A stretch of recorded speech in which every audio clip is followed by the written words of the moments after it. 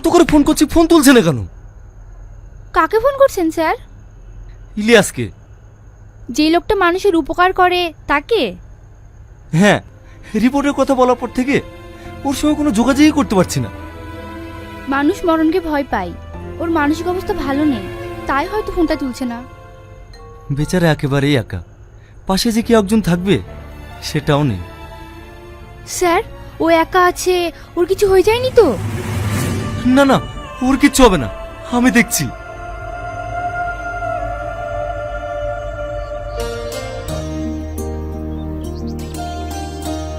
ভাই বলছি, এখানে ইলিয়াসের বাড়ি কোনটা? কোন ইলিয়াসের কথা বলছেন? এখানে তো অনেক ইলিয়াস আছে। যে ইলিয়াস গরিব মানুষের উপকার করে সেই ইলিয়াস, চেনো ওকে?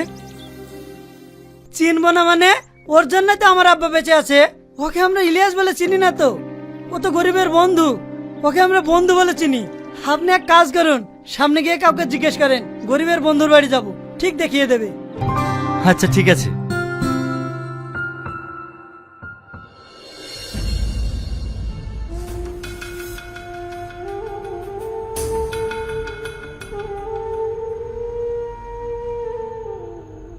ইলিয়াস,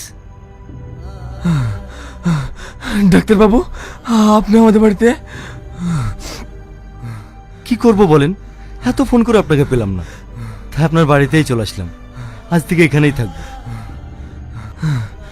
কি বলছেন ডাক্তার বাবু, এখানে থাকবেন মানে?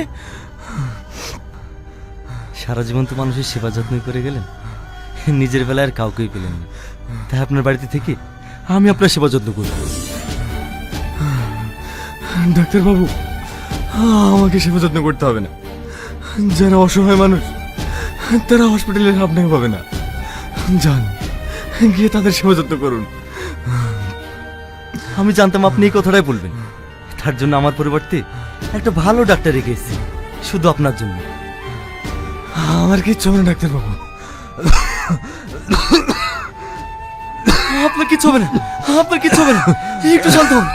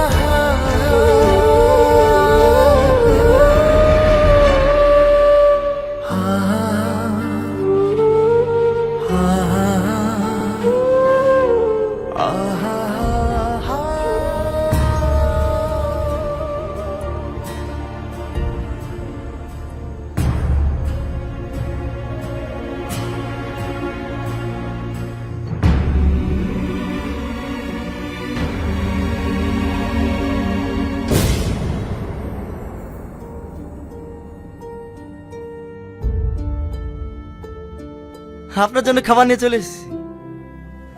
মোবাইলটা লুকালেন কেন? কি আছে মোবাইলে? কই, কিছু না তো। দেখি মোবাইলটা। আপনি যে বললেন আপনার কেউ নেই, তাহলে আপনার সঙ্গে এই মেয়েটা কি? ও কেউ না, এমনি। দেখেন, আমি কয়েকদিন ধরে লক্ষ্য করছি আপনি এই ছবিটা দেখেন আর কান্না করেন। আজ আপনাকে বলতে হবে এই মেয়েটা কি। এই মেয়েটা তুই না, কথা বলবো তুই, কথা বল। কি ব্যাপার, এখানে এত ভিড় কেন? বাপ, তোমার কথাই বলছিলাম, তুমি তো সবার উপকার করো, আমার মেয়েটাকে বাঁচাও না। কি হয়েছে ওর?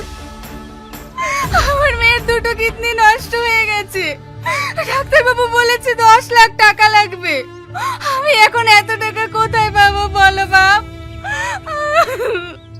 তুমি আমার মেয়েটাকে বাঁচাও। আপনি কান্না করবেন না, আমি দেখছি। এই তাড়াতাড়ি একটা টুকটুকি ডেকে আন তো।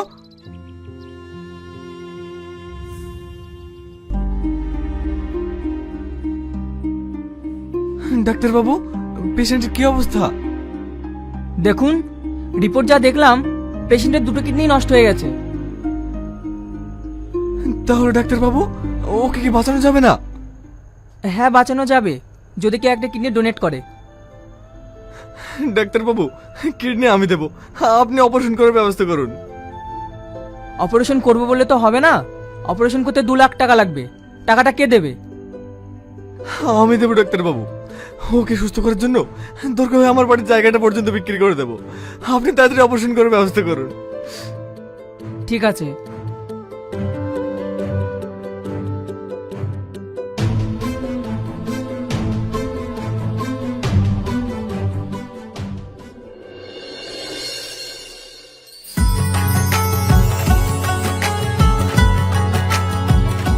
কি ব্যাপার, আমাকে এত এমার্জেন্সি পার্কে ডেকেছো কেন?